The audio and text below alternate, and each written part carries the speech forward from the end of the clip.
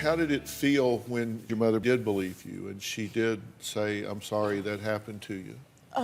It was scary because I thought he was going to get in trouble, and I thought that, my family would be completely torn apart. I mean, when you tell something like that, it's pretty... But this is when you're 11. Yes. And so then he's actually coming home at that time, right? Yeah, So shortly after. this confrontation takes place out in his vehicle in the driveway. Yes. You go out there with your mother? She went out first and then called me out after. Okay. And by the time she called you out there, had he flipped her? Yes. By the time you got out there, he had already convinced her not true. Yes. So when you got in the car, what was the attitude? My mom didn't say anything the entire time we were in the car. My dad basically just started talking, and he asked me what made me feel uncomfortable. And before I could answer, he kind of answered for me and said, was it the cuddling?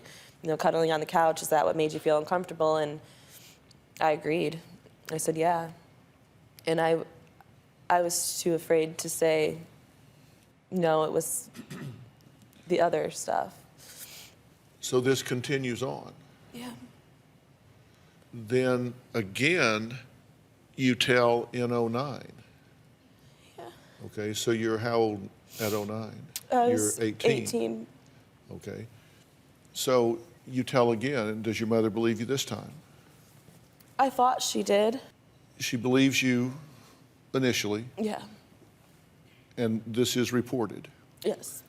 But then you do recant. Why did you take back what you said? Because I had the understanding when I told my counselor that this was between her and I. I did not want to pursue charges. I didn't want CPS involved. I didn't want my brother and sister to be torn apart from our family. I didn't want my mom to... I didn't want to hurt anyone. And he called me one day when the police showed up to the house, and he was running through the backyard towards his parents' house, or his dad's house, and I was on the phone with him, and I just remember him telling me that he didn't want to go to jail and he was scared, and I said, I'm so sorry, Daddy, I'm so sorry, I'll take it back, and I did. But then this continued on after you were 18. I love my family. I love my dad in ways that I don't even understand sometimes, and I couldn't do it. I couldn't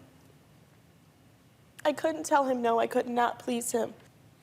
I didn't want to lose my husband. I didn't want to lose my daughter. I didn't want to lose my family. I didn't want to disappoint Earl. He was my best friend. And what do you think now as you sit here today? My dad never loved me. My daughter Amanda is completely lying about my husband raping or molesting her.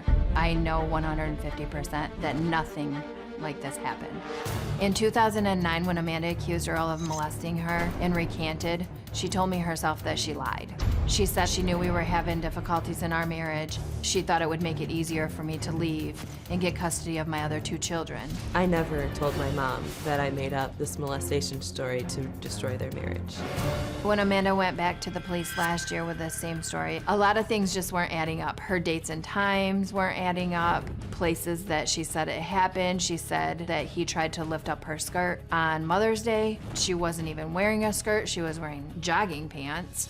We even had multiple cameras in the garage and outside of the garage where she said a lot of the molestation happened that were hardwired to my TV. So when I hear all of these allegations, it makes it very hard to believe. I am convinced that Amanda did this solely for attention. Amanda has always wanted to write a book. This is a Lifetime movie, and Amanda wrote the script. Do you have a story or a question for me? Click the link in the description and tell me what in the world is going on.